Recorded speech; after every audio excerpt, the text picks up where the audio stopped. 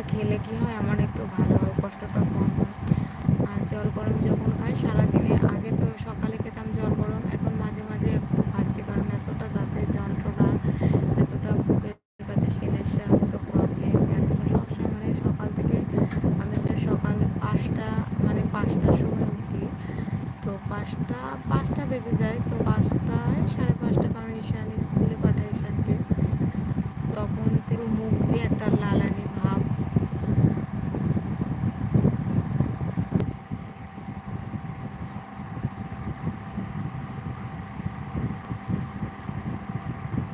তো তখন থেকে আমার একটা কি, যে লালানি ভাব উঠতে থাকে মুখ দিয়ে, আর খুব কষ্ট হয়।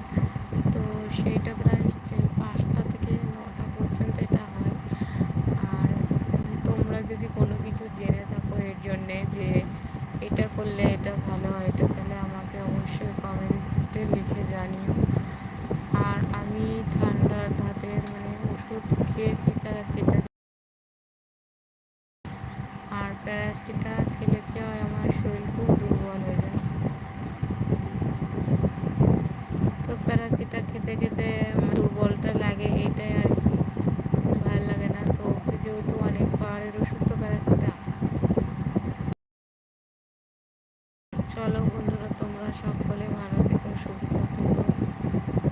আমার লাইভে আসা মানে একটু শেয়ার করলাম।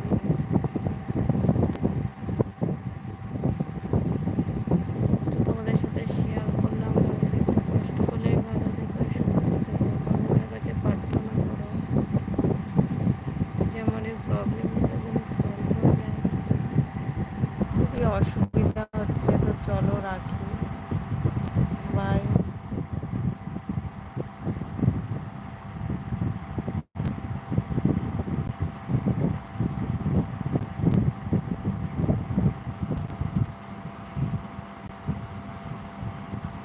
তো টাচ নিচ্ছে